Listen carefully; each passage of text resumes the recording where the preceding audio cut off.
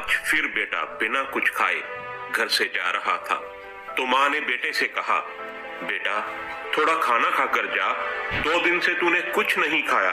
तो बेटे ने कहा, देखो मम्मी, मैंने मेरी 12वीं बोर्ड की परीक्षा के बाद सेकंड हैंड बाइक मांगी थी और पापा ने प्रॉमिस किया था कि जरूर लेकर देंगे। आज मेरा आखिरी पेपर है। दीदी को कह देना कि जैसे ही मैं परीक्षा देकर बाहर आऊंगा तब वह पैसे लेकर बाहर खड़ी रहे। मेरे दोस्त की पुरानी बाइक मुझे आज ही लेनी है। और हाँ, यदि दीदी वहां पैसे लेकर नहीं आई तो मैं घर वापस नहीं आऊंगा। एक गरीब घर में बेटे मोहन की जिद और माता की लाचारी आमने सामने टकरा रही थी। माँ ने कहा, बेटा तेरे पापा तुझे बाइक लेकर देने ही वाले थे, लेकिन पिछले महीने एक्सीडेंट। इससे पहले कि माँ अपनी बात पूरी कर पाती, उससे पहले मोहन बोला, मैं कुछ नहीं जानता, मुझे तो बाइक चाहिए ही चाहिए। ऐसा बोलकर मोहन अपनी मम्मी को गरीबी एवं लाचारी की मझधार में छोड़कर घर से बाहर निकल गया। 12वीं बोर्ड की परीक्षा के बाद भागवत सर एक अनोखी परीक्षा का आयोजन करते थे। हालांकि भागवत सर का विषय गणित था, किंतु विद्यार्थियों को जीवन का गणित भी समझाते थे और उनके सभी विद्यार्थी ये परीक्षा जरूर देने आते थे। और इस साल परीक्षा का विषय था मेरी पारिवारिक भूमिका। मोहन परीक्षा कक्ष में आकर बैठ गया। उसने मन में गांठ बांध ली थी कि यदि मुझे बाइक नहीं लेकर देंगे तो मैं घर नहीं जाऊंगा। भागवत सर ने क्लास में सभी को पेपर बांट दिए। पेपर में कुल 10 प्रश्न थे। उत्तर देने के लिए 1 घंटे का समय दिया गया था। मोहन ने पहला प्रश्न पढ़ा, आपके घर में आपके पिताजी, माताजी, बहन, भाई और आप कितने घंटे काम करते हो, विस्तार में बताइए। मोहन ने तुरंत जवाब लिखना शुरू कर दिया। पापा सुबह 6 बजे टिफिन के साथ अपनी ऑटो रिक्शा लेकर निकल जाते हैं और रात को 9 बजे वापस आते हैं। ऐसे में लगभग वह 15 घंटे काम करते हैं। मम्मी सुबह 4 बजे उठकर पापा का टिफिन तैयार करती है, बाद में घर का सारा काम करती है, दोपहर को सिलाई का काम करती है और सभी लोगों के सो जाने के बाद वह सोती है। लगभग रोज 16 घंटे काम करती है। दीदी सुबह कॉलेज जाती है, शाम को 4 से 8 बजे तक पार्ट टाइम जॉब करती है और रात को मम्मी के काम में मदद करती है। लगभग 12 से 13 घंटे काम करती है। मैं सुबह 6 बजे उठता हूँ और दोपहर स्कूल से आकर खाना खाकर सो जाता हूँ। शाम को अपने दोस्तों के साथ टहलता हूँ, रात को 11 बजे तक पढ़ता हूँ, तो लगभग 10 घंटे तक मैं व्यस्त रहता हूँ। पहले सवाल के जवाब के बाद मोहन ने दूसरा प्रश्न पढ़ा, आपके घर की मासिक कुल आमदनी कितनी है? तो मोहन ने जवाब लिखना शुरू किया, मेरे पापा की आमदनी लगभग 10,000 रुपए है। मम्मी एवं दीदी मिलकर 5,000 कुल जोड़ लेते हैं। कुल आमदनी 15,000 रुपए है। प्रश्न नंबर 3 था, मोबाइल रिचार्ज प्लान, आपकी मनपसंद टीवी पर आ रही 3 सीरियल के नाम, शहर के एक सिनेमा हॉल का पता और अभी वहां चल रही मूवी का नाम बताइए। सभी प्रश्नों के जवाब आसान होने के कारण मोहन ने फटाफट 2 मिनट में लिख दिए। अब बारी थी प्रश्न नंबर 4 की और 4 नंबर प्रश्न था, 1 किलो आलू और भिंडी की कीमत क्या है? 1 किलो गेहूं, चावल और तेल की कीमत बताइए। और यहाँ पर घर का गेहूं पिसाने जाते हो, उस आटा चक्की का पता भी बताइए। मोहन को इस सवाल का जवाब नहीं आया। उसे समझ में आया कि हमारी दैनिक आवश्यक जरूरतों की चीजों के बारे में तो उसे थोड़ा भी पता नहीं है। मम्मी जब भी कोई काम बताती थी तो मना कर देता था। आज उसे समझ में आया कि बेकार की चीजें, मोबाइल रिचार्ज, मूवी का ज्ञान ही जरूरी नहीं है, अपने घर के कामों की समझ होना भी बहुत जरूरी है। प्रश्न नंबर 5 था, आप अपने घर में भोजन को लेकर कभी तकरार या गुस्सा करते हैं? तो मोहन ने सोचकर जवाब लिखा, हाँ, मुझे आलू के सिवा कोई भी सब्जी पसंद नहीं है। यदि मम्मी और कोई सब्जी बनाए तो मेरे घर में झगड़ा होता है। कई बार मैं बिना खाना खाए उठ खड़ा हो जाता हूँ। इतना लिखते ही मोहन को याद आया कि आलू की सब्जी से मम्मी को गैस की तकलीफ होती है, पेट में दर्द होता है। मम्मी अपनी सब्जी में 1 बड़ी चम्मच अजवाइन डालकर खाती है।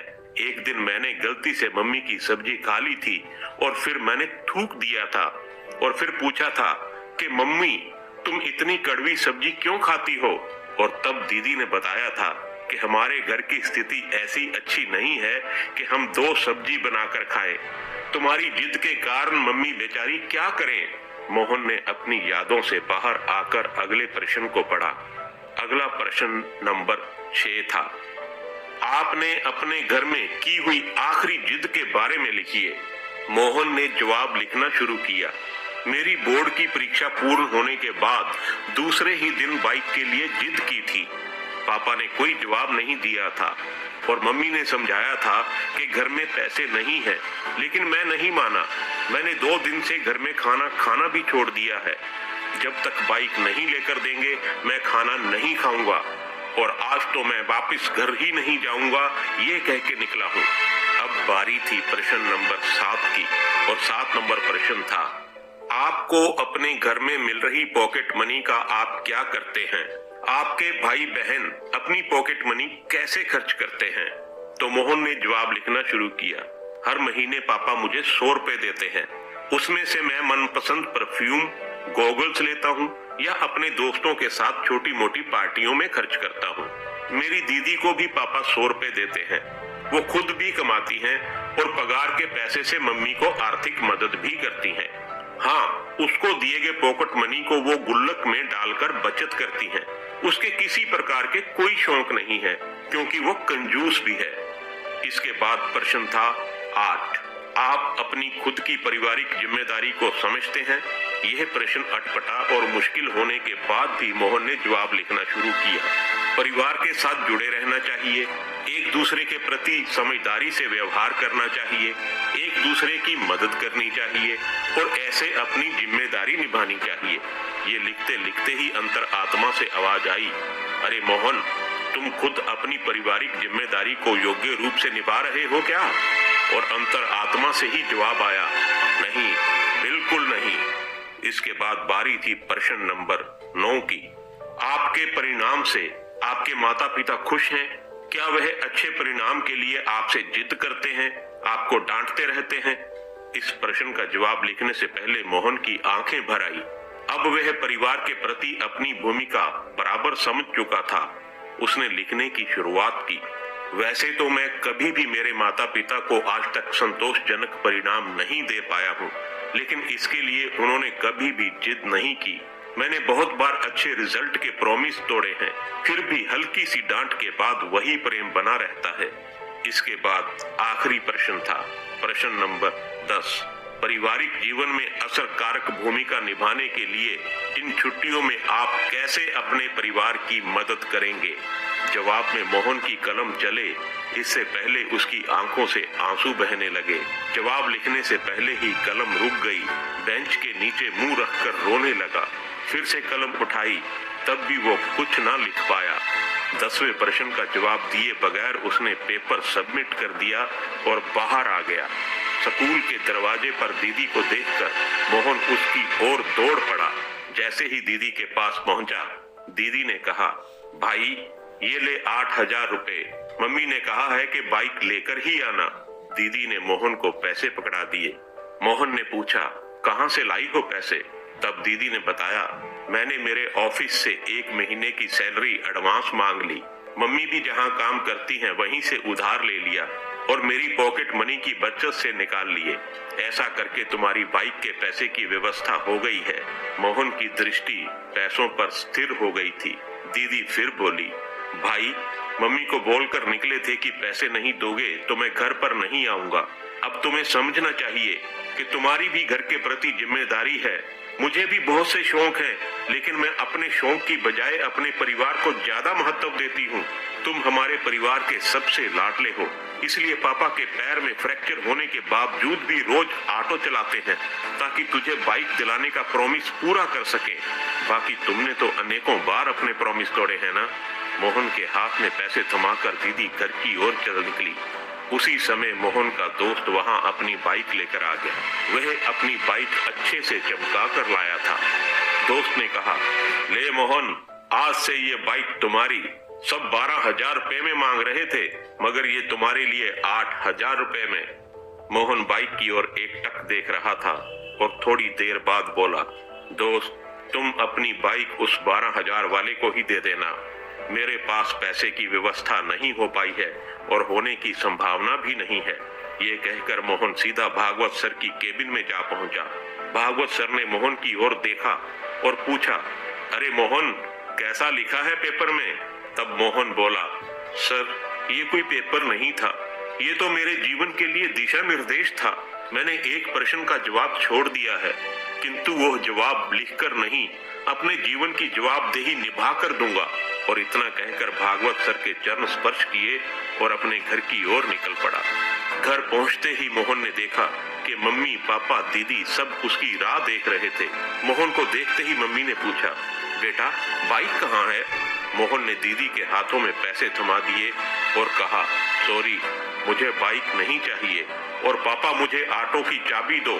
आज से मैं पूरी छुट्टियां ऑटो चलाऊंगा और आप थोड़े दिन आराम करेंगे। और मम्मी, आज मेरी पहली कमाई शुरू होगी, इसलिए तुम अपनी पसंद की सब्जी ले आना। रात को हम सब साथ मिलकर खाना खाएंगे। मोहन के स्वभाव में आए परिवर्तन को देखकर मम्मी ने उसको गले लगा लिया और कहा, बेटा, सुबह जो कहकर तुम गए थे वो बात मैंने तुम्हारे पापा को बताई थी और इसलिए तुम्हारे पापा दुखी हो गए, काम छोड़कर घर वापस आ गए। भले ही मुझे पेट में दर्द होता हो, लेकिन आज तो मैं तेरी पसंद की ही सब्जी बनाऊंगी। तब मोहन ने कहा, नहीं मम्मी, अब मैं समझ गया हूँ कि मेरे घर परिवार में मेरी भूमिका क्या है। मैं रात को आपकी पसंद की सब्जी ही खाऊंगा। परीक्षा में मैंने आखिरी जवाब नहीं लिखा, वह प्रैक्टिकल करके दिखाना है। और हाँ मम्मी, हम गेहूं को पिसाने कहाँ जाते हैं, उस आटा चक्की का नाम और पता भी मुझे दे दो। उसी समय भागवत सर ने घर में प्रवेश किया और बोले, वाह मोहन वाह, जो जवाब तुमने लिखकर नहीं दिया वह प्रैक्टिकल जीवन में करके दोगे। मोहन भागवत सर को देखकर आश्चर्यचकित हो गया और बोला, सर, आप और यहाँ? तब भागवत सर बोले, मुझे मिलकर तुम चले गए, उसके बाद मैंने तुम्हारा पेपर पढ़ा, इसलिए तुम्हारे घर की ओर निकल पड़ा। मैंने बहुत देर से तुम्हारे अंदर आए परिवर्तन को सुना। मेरी अनोखी परीक्षा सफल रही और उस परीक्षा में तुमने पहला नंबर पाया है। ऐसा बोलकर भागवत सर ने मोहन के सर पर हाथ रख दिया और उसे आशीर्वाद दिया। मोहन ने तुरंत ही भागवत सर के पैर छुए और ऑटो रिक्शा चलाने के लिए निकल पड़ा। दोस्तों, अगर ये कहानी आपको थोड़ी भी पसंद आई हो तो इस वीडियो को लाइक कीजिएगा और हमारे चैनल को सब्सक्राइब कीजिएगा। धन्यवाद।